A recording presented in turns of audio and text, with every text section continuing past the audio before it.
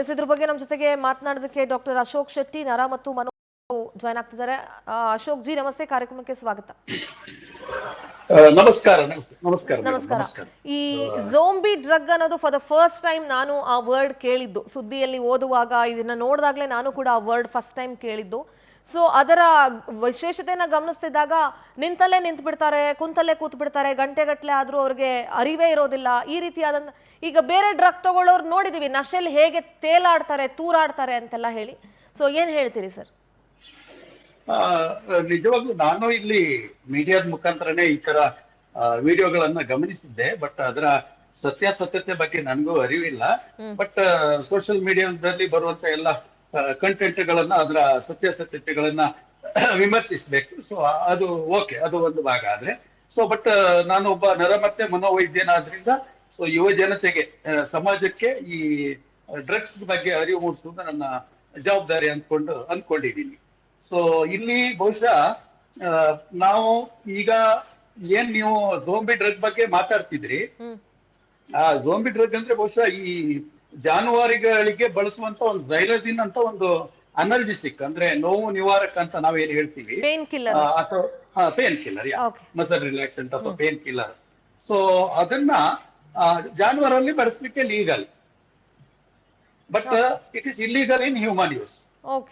ಆದ್ರೆ ಇವತ್ತು ಯುವ ಜನತೆ ಅವರಿಗೆ ನೋವೆಲ್ಟಿ ಸೀಕಿಂಗ್, ಅಂದ್ರೆ ಅವರು ಒಂದು ಡ್ರಗ್ ಅನ್ನು ಬಳಸಿದಾಗ ಅವರಿಗೆ ಒಂದು ನಿಗದಿತ ಅವರ್ವರೆಗೆ ಅವರಿಗೆ ಒಂದು ಕಿಕ್ ಸಿಕ್ಕಿದ್ರೆ ಅದರ ಕಿಕ್ ಅನ್ನ ಎಕ್ಸ್ಟೆಂಡ್ ಮಾಡ್ಲಿಕ್ಕೋಸ್ಕರ ಅವರು ಕಾಕ್ಟೈಲ್ ಮಾಡೋದನ್ನ ನಾವು ಕೇಳ್ಕೊಂಡಿದ್ವಿ. ನನ್ನ ವಾಯ್ಸ್ ಕೇಳ್ತಾ ಇದೆಯಾ?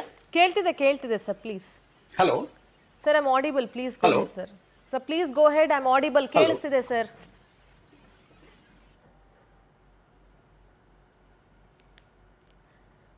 Ashok sir, I am audible, please go ahead, I am able to listen you. ಕೇಳಿಸ್ತಾ ಇದೆ. ಹೇಳ್ತಾ ಇದ್ರು ಜಾನುವಾರುಗಳಿಗೆ ಬಳಸುವಂಥ ಒಂದು ಡ್ರಗ್ಗು, ಮಸಲ್ ರಿಲೀಫು ಇಲ್ಲ ಪೇನ್ ಕಿಲ್ಲರ್ಗೆ, ಇಟ್ ಇಸ್ ಲೀಗಲ್ ಇನ್ ಜಾನುವಾರುಗಳಿಗೆ, ಆದರೆ ಹ್ಯೂಮನ್ಸ್ ಯೂಸ್ ಮಾಡೋದಕ್ಕೆ ಅದು ಲೀಗಲ್ ಅಲ್ಲ ಅನ್ನೋ ಮಾತನ್ನ ಅಶೋಕ್ ಸರ್ ಹೇಳ್ತಾ ಇದ್ರು. ಸೊ ಇಂಥದ್ರ ಬಗ್ಗೆ ಖಂಡಿತವಾಗ್ಲೂ ಅರಿವನ್ನ ಮೂಡಿಸುವಂಥ ಕೆಲಸ, ಜವಾಬ್ದಾರಿ ಎಲ್ಲರೂ ಮಾಡಲೇಬೇಕು. ಯಾಕೆಂದ್ರೆ ಅಶೋಕ್ ಸರ್ ಕೇಳಿಸ್ತಿದ್ಯಾ ಈಗ? ನಾನೀಗ ಕೇಳಿಸ್ತಿದ್ದೀನಿ. ಎಸ್, ಪ್ಲೀಸ್ ಮಾತಾಡಿ ಸರ್. ಹೌದು, ಇದು ದುರಂತ. ಅಂದ್ರೆ ಇವತ್ತು ಯುವ ಜನತೆ ಇವತ್ತು ಮಾದಕ ವ್ಯಸನಿಗಳಾಗ್ತಾ ಇರುವುದು ದುರಂತ. ಇದಕ್ಕೆ ಕಾರಣ ಹಲವು ಇರ್ಬೋದು. ಇವತ್ತು ಪೇರೆಂಟಿಂಗ್ ಅಂತ ಹೇಳ್ತೀವಿ. ಇವತ್ತು ಎಲ್ಲಾ ಪೋಷಕರು ಅವರವರ ಒಂದು ಜೀವನದ ಇದರಲ್ಲಿ ಅವರು ಬ್ಯುಸಿ ಆಗಿರ್ತಾರೆ.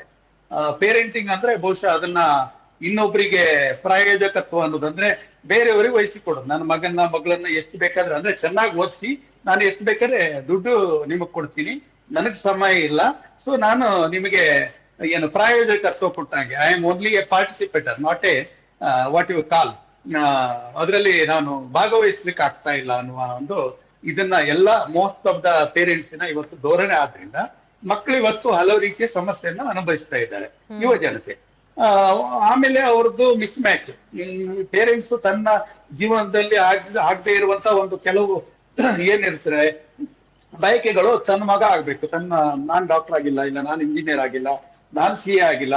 ಸೊ ಮಕ್ಕಳಿಗೆಲ್ಲೋ ಒತ್ತಡ ಹಾಕಿ ಮಿಸ್ ಮ್ಯಾಚ್ ಆಗಿ ಮಕ್ಕಳು ಕಾಲೇಜಿಗೆ ಹೋಗಿ ಅಲ್ಲಿ ಒತ್ತಡ ಅನುಭವಿಸಿದಾಗ ಬಹುಶಃ ಅಲ್ಲಿ ಆ ಒತ್ತಡ ನಿರ್ವಹಣೆ ಮಾಡುವುದರಲ್ಲಿ ಎಡುವುದ್ರೆ ಬಹುಶಃ ಈ ತರ ಒಂದು ನೋವೆಲ್ಟಿ ಸೀಕಿಂಗ್ ಅಥವಾ ಈ ತರ ಒಂದು ಡ್ರಗ್ಸ್ ನ ತಗೊಂಡು ತಾತ್ಕಾಲಿಕವಾಗಿ ಆ ಒಂದು ಒತ್ತಡ ಶಮನಕಾರಿಯಾಗಿ ಬಳಸುವಂತ ಸಾಧ್ಯತೆಗಳು ಯುವ ಜನತೆಯಲ್ಲಿ ನಾವು ಕಂಡು ಬಂದಿದ್ವಿ. ಹಾಗೆಯೇ ಯುವ ಜನತೆಯಲ್ಲಿ ಈಗ ನೀವೇ ನೋಡಿದ್ರಿ ಮಾಧ್ಯಮಗಳಲ್ಲಿ, ಎಲ್ಲ ಮಾಧ್ಯಮ, ಯಾಕಂದ್ರೆ ಒಬ್ಬ ಟಿವಿಯಲ್ಲಿ ಅಥವಾ ಪಿಕ್ಚರ್ ನಲ್ಲಿ ಒಬ್ಬ ನಾಯಕ ಸಿಗರೆಟ್ ಸೇದಿದ್ರೆ ಅಥವಾ ಏನೋ ಅವನನ್ನ ಒಂದು ಹೀರೋ ಆಗಿ ತೋರಿಸುವಂತದ್ದು. ಒಂದು ಡೌಟ್ ಇದೆ sir, I just want to clarify it. ನೀವು ಹೇಳಿದ್ರಿ ಜಾನುವಾರುಗಳಲ್ಲಿ ಮಸಲ್ ರಿಲೀಫ್ಗೆ ಅಂತ ಅದನ್ನ ಬಳಸ್ತಾರೆ ಅಂತಾನೋ ನೀವು ಏನ್ ಹೇಳಿದ್ರಿ? ಹೌದು. ಸರ್, ಈಗ ವೆನ್ ಹ್ಯೂಮನ್ ಕನ್ಸ್ಯೂಮ್ ಇಟ್, ಮನುಷ್ಯರು ಅದನ್ನ ಕನ್ಸ್ಯೂಮ್ ಮಾಡಿದಾಗ ವೈ ಇಟ್ ಇಸ್ ಲೈಕ್ ಅವ್ರು ನಿಂತಲ್ಲೇ ನಿಂತಿರ್ತಾರೆ, ಕೂತಲ್ಲೇ ಕೂತಿರ್ತಾರೆ, ವಾಟ್ ಅದ್ರಲ್ಲಿ ಏನ್ ವ್ಯತ್ಯಾಸ ಏನಾಗುತ್ತೆ ಸರ್ ಅದು ಮನುಷ್ಯರು ಸೇವನೆ ಮಾಡಿದಾಗ? ನಾನು ಹೇಳ್ತೀನಿ ಅದ್ರ ಬಗ್ಗೆ. ಆಕ್ಚುಲಿ ಇಟ್ಸ್ ಎ ಜಾನುವಾರಲ್ಲಿ ಏನೇ ಅಂದ್ರೆ ವೆಟರ್ನರಿ ಯೂಸ್ ಓಕೆ. ಡ್ರಗ್ ಇದು. ಸೊ ಜಾನುವಾರಲ್ಲಿ ಬಳಸಿದಾಗ ಇದು 3 ರಿಂದ 4 ಗಂಟೆ ಒಳಗಡೆ ಎಕ್ಸ್ಕ್ರೀಷನ್ ಆಗಿ ಅದು ದೇಹದಿಂದ ಹೊರಗಡೆ ಹೋಗುತ್ತೆ. ಬಟ್ ಹ್ಯೂಮನ್ ಯೂಸಿಗೆ it is illegal. But humans ಈಗ ಇವತ್ತು ಯುವಜನತೆ ಅಥವಾ ಇವತ್ತು ಡ್ರಗ್ ಯೂಸರ್ಸ್ ಏನ್ ಮಾಡಿರ್ತಾರೆ, ಜಾಸ್ತಿ ಹೊತ್ತು ಇದರ ಒಂದು ಪರಿಣಾಮ ದೇಹದಲ್ಲಿ ಉಳಿಲಿಕ್ಕೋಸ್ಕರ ಅವ್ರು ಅದನ್ನ ಕಾಕ್ಟೈಲ್ ಅಂತ ಮಾಡ್ತಾರೆ. ಟ್ರ್ಯಾಂಕ್ ಅಂತ ಹೇಳ್ತೀವಿ ನಾವು. ಟ್ರ್ಯಾಂಕ್ ಅಂದ್ರೆ ಈ ಒಂದು ಝೈಲಜಿನ್ ಅಂತ ನೀವೇ ಹೇಳ್ತಾ ಇರೋ ಡ್ರಗ್ ಜಾನುವಾರಲ್ಲಿ ಬಳಸುವಂತ ಅನರ್ಜಿಸಿಕ್ ನೇಮ್ ಇಸ್ ಝೈಲಜಿನ್. ಈ ಝೈಲಜಿನ್ ಅನ್ನ ಓಪಿಯಾಯ್ಡ್ ಅಂತ ಹೇಳ್ತೀವಿ. ಓಪಿಯಾಯ್ಡ್ ಅಂದ್ರೆ ಈ ಫೆಂಟನಿಲ್ ಇರ್ಬೋದು, ಕೊಕೈನ್ ಇರ್ಬೋದು, ಮಾರ್ಫಿನ್ ಇರ್ಬೋದು.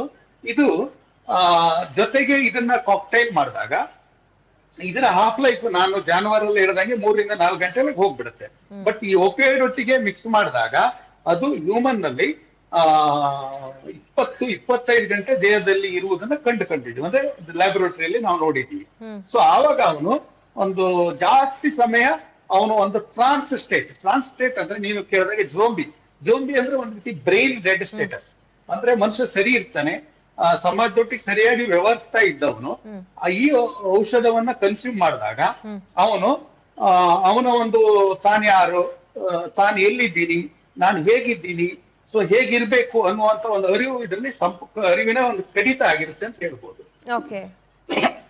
ಸೊ ಈ ಒಂದು ಡ್ರಗ್ ತಕೊಂಡಾಗ ಮನುಷ್ಯ ಒಂದು ಬ್ರೈನ್ ಡೆಡ್ ಅಂದ್ರೆ ಹೇಗೆ, ಈಗ ಬ್ರೈನ್ ವರ್ಕ್ ಆಗುವಾಗ ಅವನಿಗೆ ಅರಿವು ಇರುತ್ತೆ, ಸಮಾಜದೊಟ್ಟಿಗೆ ಹೇಗಿರ್ಬೇಕು, ಬಟ್ಟೆ ಹೇಗೆ ಹಾಕ್ಬೇಕು, ಹೇಗೆ ವ್ಯವಹರಿಸಬೇಕು, ತನ್ನ ಬಂಧುಗಳೊಟ್ಟಿಗೆ ಹೇಗಿರ್ಬೇಕು ಅನ್ನೋದಿರುತ್ತೆ. ಬಟ್ ಇದು ತಕೊಂಡಾಗ ಆ ಒಂದು ಅರಿವು ಅನ್ನೋದು ಒಂದು ಅರಿವಿನ ಒಂದು ಕೊರತೆ, ಅರಿವಿನ ಒಂದು ಸಂಪರ್ಕ ಅಂತ ಏನಿರುತ್ತೆ ಅದು ಕಟ್ ಆಗಿರುತ್ತೆ. ಸರ್, ಒಂದು ಈಗ ಅವೇರ್ನೆಸ್ ಕ್ರಿಯೇಟ್ ಮಾಡುವಂತ ಅವಶ್ಯಕತೆ ಇದೆ. ಈಗ ಪೊಲೀಸರು ಏನ್ ಹೇಳ್ತಿದ್ದಾರೆ, ವಿಡಿಯೋ ವೈರಲ್ ಮಾಡಬೇಡಿ, ಆ ಥರದ್ದೆಲ್ಲ ಏನೂ ಇಲ್ಲ ಅಂತೆಲ್ಲ. ಅಫ್ಕೋರ್ಸ್ ಆ ಥರದ್ದೆಲ್ಲ ಏನೂ ಇಲ್ಲ ಅಂದರೆ ಅದರ ಖುಷಿ ಬಹುಶಃ ನಮಗಿಂತ ಹೆಚ್ಚಾಗಿ ಯಾರಿಗೂ ಇರಲ್ಲ ಅಂತ ಅನ್ಸುತ್ತೆ. ಆ ಥರದ್ದು ಏನು ಇರಬಾರ್ದು ಅಂತಲೇ ನಾವು ಕೂಡ ಬಯಸ್ತೀವಿ. But there is nothing wrong in creating awareness ಅಂತ ಅನ್ಸುತ್ತೆ ಸರ್. ಯಾಕೆಂದರೆ ಇಂಥದ್ದೊಂದು ಇದೆ ಅಂತ ತಿಳಿಸೋದು ಒಂದೊಂದ್ಸಲಿ ಏನಾಗ್ಬಿಡುತ್ತೆ, ನೀವು ಹೇಳ್ದಂಗೆ ಇವತ್ತಿನ ಯುವ ಜನತೆ ಎಲ್ಲವನ್ನೂ ಕೂಡ ಎಕ್ಸ್ಟ್ರೀಮ್ ಲೆವೆಲ್ಗೆ ಅವರು ತಗೊಳ್ಳೋದ್ರಿಂದ ಇದನ್ನ ನಾವು ಅವೇರ್ನೆಸ್ ಕ್ರಿಯೇಟ್ ಮಾಡಕ್ ಹೋಗಿ ಇದ್ರ ಬಗ್ಗೆ ಏನೋ ಒಂದು ಇನ್ಫಾರ್ಮೇಶನ್ ಕೊಟ್ಟಂಗೆ ಆಗ್ಬಿಡುತ್ತೇನೋ ಅನ್ನೋದು ಒಂದು ಆತಂಕ ಇರ್ಬೋದು ಪೊಲೀಸರಿಗೆ. I did not know about it. So ಬೇರೆ ಬೇರೆ ದೇಶಗಳಲ್ಲಿ ಇದರ ಕನ್ಸ್ಯೂಮರ್ ಪರ್ಸೆಂಟೇಜ್ ಜಾಸ್ತಿ ಆಗ್ತಿದೆ ಸರ್, ಕನ್ಸ್ಯೂಮಿಂಗ್ ಪರ್ಸೆಂಟೇಜ್. ಇಲ್ಲ, ಯುವಜನತೆಗೆ ಡ್ರಗ್ಗಿನ ಬಗ್ಗೆ, ಡ್ರಗ್ಸ್ ಅಬ್ಯೂಸ್ ಬಗ್ಗೆ ಮಾಹಿತಿ ನೀಡುವುದು ಖಂಡಿತ ಒಳ್ಳೇದು. ಬಟ್ ಏನಲ್ಲಿ ಮಾಧ್ಯಮದವರು ಅದ್ರ ಬಗ್ಗೆ ತೋರಿಸ್ತಾ ಇದ್ದಾರೆ, ಅದರ ಸತ್ಯತೆಯನ್ನ ಲಾ ಎನ್ಫೋರ್ಸ್ಮೆಂಟ್ ಅಥಾರಿಟಿ ಅವರು ಇರ್ಬೋದು, ಲೆಜಿಸ್ಲೇಷನ್ ಅವರು ಇರ್ಬೋದು, ಸಂಬಂಧಪಟ್ಟ ಆರೋಗ್ಯ ಅಧಿಕಾರಿಗಳಿರ್ಬೋದು ಅಥವಾ ಲ್ಯಾಬೊರೇಟರಿಗಳಿರ್ಬೋದು, ಅದರ ಸತ್ಯತೆಯನ್ನ ತಿಳ್ಕೊಳ್ಳೋದು ಖಂಡಿತ ಒಳ್ಳೇದು. ಸೊ ಅರಿವು ಮೂಡಿಸುವುದರಿಂದ ಖಂಡಿತ ಇದು ಒಂದು ಜಾಗೃತಿ ಮೂಡಿಸುವಂತ. ಸರ್, ಇದರ ಸೈಡ್ ಎಫೆಕ್ಟ್ಸ್ ಏನೇನಾಗಿರುತ್ತೆ ಸರ್? ಅಂದ್ರೆ ಇದರಿಂದ ಬೇರೆ ಬೇರೆ ಏನೇನ್ ಹೆಲ್ತ್ ಇಶ್ಯೂಸ್ ಕಾಸ್ ಆಗುತ್ತೆ ಅಂತ ಈಗ ನಿಮ್ಗೆ ಗೊತ್ತಿದೆ. ಮೆದುಳು ಮತ್ತು ಅದು ಒಂದು ತುಂಬಾ ಕೋಟಿ ಅಂದ್ರೆ 10,000 crore ಅಂದ್ರೆ 10,000 crore ಪ್ಲಸ್ ಆಫ್ ನ್ಯೂರಾನ್ಸ್ ಅಂದ್ರೆ ರಫ್ಲಿ ವಿ ಕ್ಯಾನ್ ಸೇ ವೈರಿಂಗ್ ಇರೋದ್ರಿಂದ. ಸೊ ಅಲ್ಲಿ ಈ ಔಷಧಗಳನ್ನ ಮನುಷ್ಯರು ಸೇವಿಸಿದಾಗ ಅಲ್ಲಿನ ಕೆಮಿಕಲ್ ಇಂಬ್ಯಾಲೆನ್ಸಸ್ ಅಂತ ಹೇಳ್ಬೋದು ನಾವು. ಡೋಪಮಿನ್ ಇರ್ಬೋದು, ಬೇರೆ ಬೇರೆ ಒಂದು ನ್ಯೂರೋ ಟ್ರಾನ್ಸ್ಮಿಟರ್ಸ್ ಗಳಿದೆ.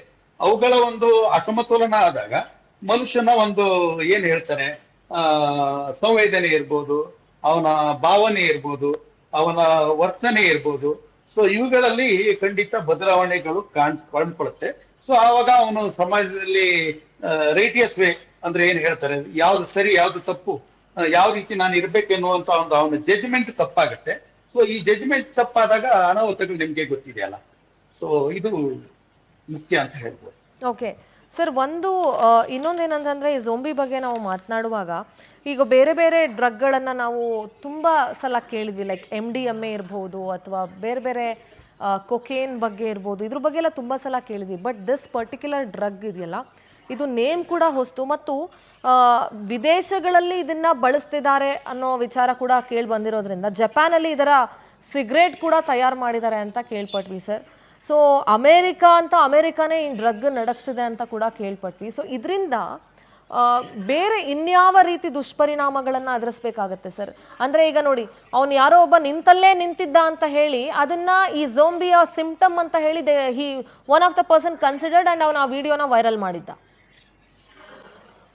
ಬಟ್ ಅವರು ವೈರಲ್ ಮಾಡಿರೋದು, ಅವರು ಕೊಟ್ಟಿರೋ ಮಾಹಿತಿ ಅನ್ನ ನಾವು ಇನ್ನೂ ಶೇಕ್ ಮಾಡ್ಬೇಕಾಗತ್ತೆ. ಬಟ್ ಈ ಝೋಂಬಿ ಡ್ರಗ್ ಅಂತ ಏನೋ ಅವ್ರು ಕೊಟ್ಟಿರ್ಬೋದು. ಬಟ್ ನನಗೆ ಇದರ ಬಗ್ಗೆ ತಿಳಿದಿದ್ರ ಬಗ್ಗೆ ನಾನು ಹೇಳ್ಬೇಕಂದ್ರೆ, ಇದು ಒಂದು ಜಾನುವಾರಿಗೆ ಬಳಸುವಂತ ಒಂದು ನೋವು ನಿವಾರಕದೊಟ್ಟಿಗೆ ಈ ಕೊಕೈನ್ ಮಾರ್ಫಿನ್ ಬಳಸಿದಾಗ ಇದರ ಒಂದು ಏನು ಹಾಫ್ ಲೈಫ್ ಪೀರಿಯಡ್ ಮನುಷ್ಯನ ಬಾಡಿಯಲ್ಲಿ ಜಾಸ್ತಿ ಆಗುತ್ತೆ. ಅಂದ್ರೆ ಈಗ ಕೊಕೈನ್ ಮಾರ್ಫಿನ್ MDM ಅದು ಒಂದು ಹಾಫ್ ಲೈಫ್ ಒಂದು ಮಿನಿಮಮ್ ಇಂತಿಷ್ಟು ಗಂಟೆ ಅಂತಿದ್ರೆ, ಇದು ತಕೊಂಡಾಗ ಅದರ ಏನು ಅವಧಿ ಜಾಸ್ತಿ ಆಗಿರೋದ್ರಿಂದ ಮೆದುಳಿನಲ್ಲಿ ಒಬ್ಬೊಬ್ಬರಿಗೆ ಒಂದೊಂದು ರೀತಿ ಪರಿಣಾಮ ಕೊಡ್ಬೋದು. ಲಿಟಲ್ ಡೋಸ್ ಅಂತ. ಹೌದು, ಮತ್ತಷ್ಟು ಚರ್ಚೆ ಮಾಡ್ತೀನಿ ಸರ್. ನಮ್ಮ ಜೊತೆಗೆ ಒಬ್ಬ ರಿಹ್ಯಾಬ್ ಸೆಂಟರ್ನ ಮಾಲೀಕರು ಕುಶಾಲ್ ಅಂತ ದೂರವಾಣಿ ಸಂಪರ್ಕದಲ್ಲಿದ್ದಾರೆ. ಕುಶಾಲ್, ನಮಸ್ತೆ. ಕುಶಾಲ್ ಮೇಡಮ್ ನಮಸ್ತೆ, ಹೇಳಿ ಮೇಡಮ್. ನಮಸ್ತೆ ಕುಶಾಲ್. ಈಗ ರಿಹ್ಯಾಬ್ ಸೆಂಟರ್ಗಳಲ್ಲಿ ಬಹಳಷ್ಟು ಜನರನ್ನ ನೀವು ನೋಡಿರ್ತೀರಿ, ಪೇಷಂಟ್ಗಳನ್ನ. ಅಂದ್ರೆ ಡ್ರಗ್ ಸೇವನೆ ಮಾಡೋರಿಂದ ಹಿಡಿದು ಡ್ರಿಂಕ್ ಅಡಿಕ್ಟ್ ಆಗಿರೋರಿಂದ ಹಿಡಿದು, ಸೊ ಇದೆಲ್ಲದರ ಬಿಡಿಸುವಂತ ಕೆಲಸವನ್ನ ರಿಹ್ಯಾಬ್ ಸೆಂಟರ್ಗಳಲ್ಲಿ ಮಾಡ್ತಾ ಇರ್ತೀರಿ. ಯೂಶಲಿ ಡ್ರಗ್ ಅಡಿಕ್ಟ್ ಆದವರ ಈ ಹಾವಭಾವ ಅಥವಾ ಅವರ ಇದನ್ನ ಹೇಗಿರುತ್ತೆ ಮತ್ತೆ ಯಾವ ರೀತಿ ಬಿಡಿಸ್ತೀರಿ? ಈ ಯಾಕೆ ಕೇಳ್ತಿದ್ದೀನಿ ಅಂತಂದ್ರೆ, ಈಗ ಒಂದು ಹೊಸ ಝೋಂಬಿ ಅನ್ನೋ ಡ್ರಗ್ ಬಗ್ಗೆ ಚರ್ಚೆ ನಡೀತಾ ಇದೆ, ಹಾಗಾಗಿ. ಮೇಡಮ್ ಏನ್ ಗೊತ್ತಾ, ಈ ಅಡಿಕ್ಷನ್ ಅನ್ನೋದು ಯಾರು ಬಿಡ್ಸಕ್ಕಾಗಲ್ಲ ಮೇಡಮ್. ಅವ್ನ್ ಬಿಡ್ಬೇಕು. ಯಾರು ಕಲ್ತಿರ್ತಾನೆ ಅವ್ನ್ ಬಿಡ್ಬೇಕು. ಅವ್ನ್ ಬಿಡಕ್ ಏನ್ ಮಾಡ್ಬೇಕು ಅದನ್ನ ನಾವು ಈ ರಿಹ್ಯಾಬ್ ಸೆಂಟರ್ಗಳಲ್ಲಿ, ಪುನರ್ವಸತಿ ಕೇಂದ್ರಗಳಲ್ಲಿ ಮಾಡ್ಬೋದು. ಆಮೇಲೆ ಡ್ರಗ್, ಆಲ್ಕೋಹಾಲ್ ಏನಾಗುತ್ತೆ ಅಂದ್ರೆ, ಆಲ್ಕೋಹಾಲ್ ನಿಮ್ಗೆ ಫಿಸಿಕಲಿ ಡ್ಯಾಮೇಜ್ ಮಾಡುತ್ತೆ. ಡ್ರಗ್ ಏನ್ ಮಾಡುತ್ತೆ ನಿಮ್ಗೆ ಫಿಸಿಕಲಿ, ಮೆಂಟಲಿ ಎರಡೂನು ಡ್ಯಾಮೇಜ್ ಮಾಡುತ್ತೆ. ಅದು ಮೇನ್ ಈ ಡ್ರಗ್ ಅಡಿಕ್ಟ್ಗಳು, ಈ ಗಾಂಜಾ ಅಡಿಕ್ಟ್ಗಳು. ಈಗ ಏನಾದ್ರಲ್ಲ ನೀವು ಝೂಂಬಿ, ಮೊನ್ನೆ ಈ ದುನಿಯಾ ವಿಜಯ್ ಒಂದ್ ಫಿಲಮ್ ಅಲ್ಲಿ ತೋರಿಸಿದ್ರು, ಅದು ಎಲ್ಲ ಏನಾಗುತ್ತೆ ಅಂದ್ರೆ ಹುಚ್ಚರಾಗಿ ಹೋಗ್ತಾರೆ ಜನ. ಸೊ ಏನಾಗುತ್ತೆ, ಡಿಪೆಂಡ್ ಆಗ್ತಾರೆ ಅದ್ರ ಮೇಲೆ. ಸಡನ್ ಆಗಿ ಅದು ಸ್ಟಾಪ್ ಆದಾಗ ಹುಚ್ಚರು ರೀತಿ ಆಡ್ತಾರೆ. ನಾವು ಮೆಂಟಲ್ ಸ್ಟೆಬಿಲಿಟಿ ಕಳ್ಕೊಂಡ್ ಬಿಡ್ತಾರೆ. ಎಸ್ ಮೆಮೊರಿ ಹಾಳಾಗುತ್ತೆ. ಸೊ ಅವ್ನ ಕಂಟ್ರೋಲ್ ಅಲ್ಲಿ ಅವ್ನ್ ಇರಲ್ಲ, ಕೋಪ ಜಾಸ್ತಿ ಆಗುತ್ತೆ ಅವ್ನಿಗೆ. ಅವ್ನ ಕಂಟ್ರೋಲ್ ಮಾಡೋದು ತುಂಬಾ ಕಷ್ಟ ಆಗುತ್ತೆ. ಏನು ಅಂದ್ರೆ, ಫಸ್ಟ್ ವಿಕ್ಟಿಮ್ ಮನೆಯವ್ರು ಇರ್ತಾರೆ, ಅವನು ಫಸ್ಟ್ ವಿಕ್ಟಿಮ್, ನೆಕ್ಸ್ಟ್ ಮನೆಯವರೇ ಫಸ್ಟ್ ಸೆಕೆಂಡ್ ವಿಕ್ಟಿಮ್. ಸೊ ಅವನು ಅದನ್ನ ಪರ್ಚೇಸ್ ಮಾಡಿ ದುಡ್ಡು ಕೊಡ್ಲಿಲ್ಲ ಅಂದ್ರೆ ಮನೆಯವ್ರ ಮೇಲೆ ಅಟ್ಯಾಕ್ ಮಾಡೋದು. ಅವ್ನ ಸ್ಟೆಬಿಲಿಟಿ ಕಳ್ಕೊಂತಾನೆ ಮೇಡಮ್. ಹೆಂಗೆ ಅಂದ್ರೆ ಹುಚ್ಚು ರೀತಿ ಆಡಕ್ ಶುರು ಮಾಡ್ತಾನೆ. ಸೊ ನಮ್ಮಲ್ಲಿ ಏನು ಅಂದ್ರೆ, ನಾವು ಫಸ್ಟ್ ತಿಳ್ಕೊಂತೀವಿ ಏನು ಒಂದು ವ್ಯಸನ, ಏನು ಏನ್ ಸಮಸ್ಯೆ, ಎಷ್ಟು ವರ್ಷದಿಂದ ಮಾಡ್ತಾ ಇದ್ದೇನೆ ಎಲ್ಲ ಅಂತ ತಿಳ್ಕೊಂಡ್ಮೇಲೆ ನಮ್ಮಲ್ಲಿ ಸೈಕಾಟ್ರಿಸ್ಟ್ಗಳು ಇರ್ತಾರೆ, ಡಾಕ್ಟರ್ಗಳು. ಓಕೆ, ನೀವು ಕೌನ್ಸಿಲಿಂಗ್ ಕೊಡಿಸ್ತೀರಾ ಅವ್ರಿಗೆ? ಕೌನ್ಸಿಲಿಂಗ್ ಏನು ಒಂದು counselling next step madam. First will consult the doctor, psychiatrist ನೋಡ್ತಾರೆ. ಸೊ ಅವರು ನೋಡಿ ಏನ್ ಡ್ರಗ್ ಅದು, ಯಾವ ರೀತಿ ಡ್ಯಾಮೇಜ್ ಆಗಿದೆ, ಈವನ್ ನಾವು ಏನ್ ಹೇಳ್ತೀರಾ ಸ್ಕ್ಯಾನಿಂಗ್, ಬ್ಲಡ್ ರಿಪೋರ್ಟ್ ಎಲ್ಲ ಸಬ್ಮಿಟ್ ಮಾಡ್ತೀವಿ ಸೈಕಾಟ್ರಿಕ್ ಡಾಕ್ಟರ್ಗೆ. ಸೊ ಅಕಾರ್ಡಿಂಗ್ಲಿ ಅವ್ರು ಟ್ರೀಟ್ಮೆಂಟ್ ಕೊಡ್ತಾರೆ. ಆಮೇಲೆ ರಿಯಾಬ್ಗಳು ಒಂದಕ್ಕೆ ಅಲ್ಲಿ ಕ್ಯೂರ್ ಆಗುತ್ತೆ ಅನ್ನೋದು ದೊಡ್ಡ ಸುಳ್ಳು ಅದು. ಸೊ ಪುನರ್ವಸತಿ ಏನು ಅಂದ್ರೆ ಪ್ರಯತ್ನ ಅಷ್ಟೇ, ಅವನ್ನ ಸರಿ ದಾರಿಗೆ ತರೋದು. ಬಟ್ ರಿಯಾಬ್ ಅಲ್ಲಿ ಹುಷಾರಾಗ್ತಾರೆ ಅನ್ನೋದು ಸುಳ್ಳು. ಅದ್ರಲ್ಲೂ ಇತ್ತೀಚಿನಲ್ಲಿ ಯೂತ್ಸ್ ಅಂತೂ ಈಗ ಝುಂಬಿ ಅದು ಹೇಳಿದ್ರು ಪೊಲೀಸರು ಅದು ಬಂದಿಲ್ಲ ನಮ್ಮಲ್ಲಿ ಅಂತ. ನಾವು ಅದು ಗ್ರೇಟ್, ಬಂದಿಲ್ಲ ಅನ್ನೋದು ಒಳ್ಳೇದು. ಬಟ್ ಝುಂಬಿಯಿಂದ ಗಾಂಜಾ ಇದೆ, ಎಣ್ಣೆ ಇದೆ, ಯಾವ್ದಕ್ಕೂ ಡಿಕ್ಟ್ ಆಗ್ತಾ ಇದಾರೆ. ಝುಂಬಿ ಏನಂದ್ರೆ ನಿಂತಿದ್ದಾರೆ, ಅವನು ನಿಂತಿರೋ ತೊಲೆ ನಿಂತಿದ್ದಾನೆ, ಜನಗಳಿಗೆ ಆತಂಕ ಉಂಟಾಗಿದೆ. ಇವತ್ತು ನಮ್ಮ ಮನೇಲಾಗ್ಲಿ ನಮ್ಮ ಪಕ್ಕದ ಮನೇಲಾಗ್ಲಿ ಕುಡ್ದ ಎಷ್ಟು ಜನ ಹಾಳಾಗ್ತಿಲ್ಲ, ಡ್ರಗ್ಸ್ ಇಂದ ಎಷ್ಟು ಜನ ಹಾಳಾಗ್ತಿಲ್ಲ, ಗಾಂಜಾ ಇಂದ ಎಷ್ಟು ಹಾಳಾಗ್ತಿಲ್ಲ. ನಾವು ಥಿಂಕ್ ಮಾಡ್ಬೇಕಾಗಿರೋದು ಈ ಸಣ್ಣ ಪುಟ್ಟ ಇವ್ರು ಯಾವ ಝೂಂಬಿ ಬಂದಿದೆ ಅನ್ಬಿಟ್ಟು ಎದುರೋ ಇದಿಲ್ಲ. ಈಗ ಇಲ್ಲಿ ಇರೋದನ್ನೇ ನಾವು ಸಾಲ್ವ್ ಮಾಡಕ್ ಆಗ್ತಿಲ್ಲ. ತುಂಬಾ ಮೇಡಮ್ ಯೂತ್ ಇತ್ತೀಚಿನ ದಿನಗಳಲ್ಲಿ ತುಂಬಾ ಡಿಪೆಂಡ್ ಆಗಿದ್ದಾರೆ. ಆಮೇಲೆ ಯೂತ್ ಅಲ್ಲಿ ಏನಿದೆ, ಗಾಂಜಾ ಹೊಡೆದ್ರೆ, ಎಣ್ಣೆ ಹೊಡೆದ್ರೆ ಏನೋ ಆಗ್ತೀವಿ, ಇದಿದೆಯಲ್ಲ ಏನ್ ಹೇಳ್ತೀರಾ ಆಸೆ, ಅದಕ್ಕೆ ಅಂದ್ರೆ ಕೆಲವ್ರಿಗೆ ಅದು ಪ್ರೆಸ್ಟೀಜ್ ಕ್ವೆಶ್ಚನ್ ಆಗೋಗಿದೆ ಅನ್ಸುತ್ತೆ ಕುಶಾಲ್. S, Prestige. ಈಗ ಝುಂಬಿ ಅನ್ನೋದು ಒಂದು ಬಜಾರಲ್ಲಿ ಓಡ್ತಾ ಇದೆ, ಏನದು ಟೇಸ್ಟ್ ಮಾಡ್ಬೇಕು ಅಂತ ಕಾತುರ ಇದೆಯಲ್ಲ, ಅದನ್ನ ಅವನ್ನ ಹಾಳು ಮಾಡುತ್ತದು. Yes, thank you so much Kushal ಅವರೇ, ಪವರ್ ಟಿವಿ ಜೊತೆ ಮಾತನಾಡಿದ್ದಕ್ಕಾಗಿ ಥ್ಯಾಂಕ್ಸ್ ಲಾಟ್. ಒಟ್ಟಾರೆಯಾಗಿ ಡ್ರಗ್ಸ್ ವಿರುದ್ಧದ ಅಭಿಯಾನದಲ್ಲಿ ಪವರ್ ಟಿವಿ ಕೂಡ ರಾಜ್ಯ ಪೊಲೀಸರ ಕೈ ಜೋಡಿಸುತ್ತೆ, ಬೆಂಬಲ ನೀಡುತ್ತೆ ಅಂತ ಹೇಳ್ತಾ ಇವತ್ತಿನ ಚರ್ಚೆನ ಅಲ್ಲಿಗೆ ಮುಗಿಸ್ತಾ ಇದ್ದೀನಿ. ನೋಡ್ತಾ ಇರಿ ಪವರ್ ಟಿವಿ, ಇದು ನಿಮ್ಮ ಶಕ್ತಿ.